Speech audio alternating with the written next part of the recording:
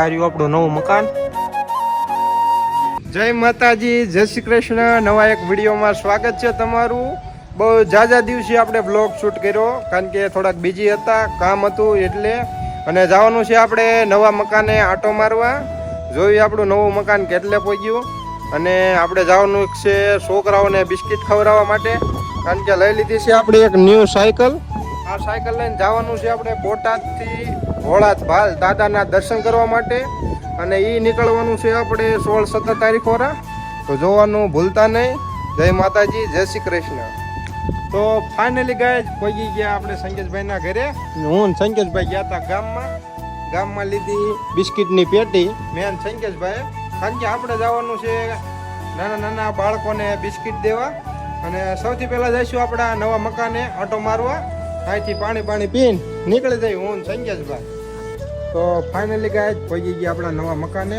આ રહ્યું આપણું નવું મકાન. હા સંકેશભાઈ, અને જઈએ અંદર જોવા કેટલું કામ હાલે હે.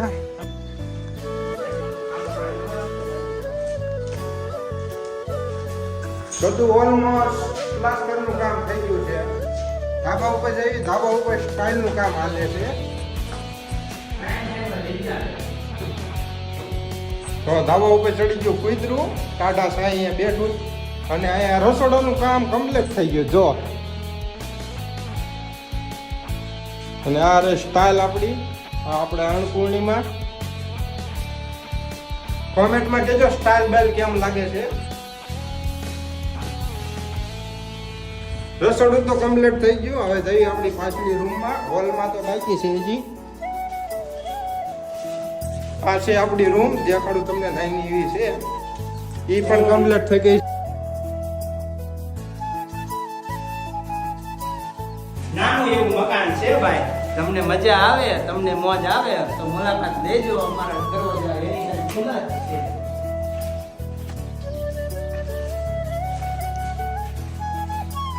આ છે સંડાસ બાથરૂમ. આમાં પણ લાદી કામ થઈ ગયું છે. હવે થાય છે રૂમમાં તો નહીં થાય, હોલમાં લાદીનું કામ થાય છે. હોલમાં આપણે આ હોલમાં નહીં જ લગાડવાનો, નાનો એવો હોલ જો ને એમાં લગાડવાનું છે.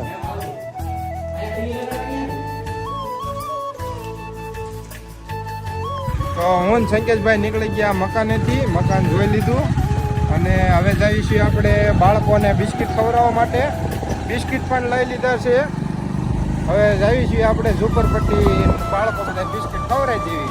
તો ફાઇનલી ગાય અમે પગી ગયા છીએ જ્યાં ઝુંપડપટ્ટીના બાળકો હોય ના. બહુ છોકરા જાજા આવી ગયા. અને બોલો તો હજી બધાને આપવાના જ છે આપણે. હો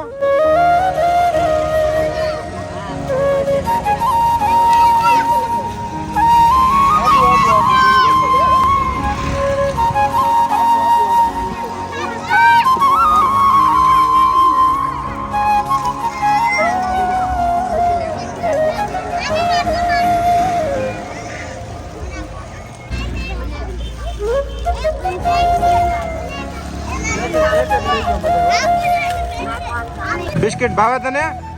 એમ મજા આવી ગઈ ને બિસ્કિટ? બીજું એક આપો સંકેશભાઈ. તો સંકેશભાઈ આપે છે બીજું એક બિસ્કિટ. અને મજા આવી ગઈ ટેણીયા? મજા આવી ગઈ ને?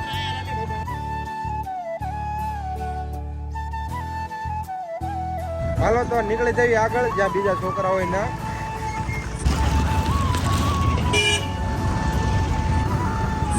તો આપણે બિસ્કિટ બધા છોકરાને દઈ દીધા હતા એને. અને હજી બિસ્કિટ વધ્યા છે, એ પણ આપણે 5-6 વાગે દેવા નીકળશું બીજા છોકરાને. અને વિચાર છે કે આશ્રમ બાજુ ધારી હવે જોઈએ છીએ, જો ટાઈમ રહે તો ત્યાં પણ આપણે દઈ આવશું. જેનાથી કરીને કેમ કે વધારે છે આમ થાય ત્યાં ત્યાં 80-90 જણા થાય છે, તો એટલા દઈ આવીને બાકીના છોકરાઓને વેચી દઈશું એમ. શું કેવું?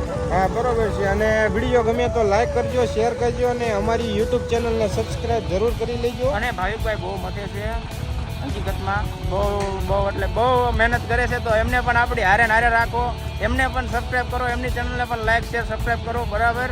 તો હવે જાવી છીએ આપણે એક ઠેકાણે, બહુ જબરદસ્ત જગ્યા છે. એ બધું નહીં લાવી આપણે એની અંદર, પણ જવી આપણે. હાલો. તો આપણા સંકેશભાઈ વી ગયા ક્લાસે, કારણ કે એમને છે ટ્યુશન ક્લાસ અને છોકરાને ભણાવે છે. તો ગાંડાના આશ્રમ અમે ગયા નહીં બિસ્કિટ ખવડાવવા માટે. અને કાલ સવારે જઈશું અમે બિસ્કિટ ખવડાવવા માટે. મેન સંકેશભાઈએ કોલ કર્યો હતો સંગેશભાઈને, 2 વાત કરી લીધી. કાલ જવાના છીએ અમે, તો બ્લોગ કાલનો પણ આવશે, જોવાનું ભૂલતા નહીં. તો જય માતાજી, જય શ્રી કૃષ્ણ. ને આપણો બ્લોગ અહીંયા પૂરો કરવી છીએ. અમારો બ્લોગ ગમ્યો હોય તો લાઈક, શેર અને અમારી યુટ્યુબ ચેનલને સબસ્ક્રાઈબ કરી લેજો, જેથી અવારનવાર નવા વિડીયો આવા સેવાના આવતા રહે. તો જોવાનું તમે ભૂલતા નહીં. જય માતાજી, જય શ્રી કૃષ્ણ અને બાય બાય.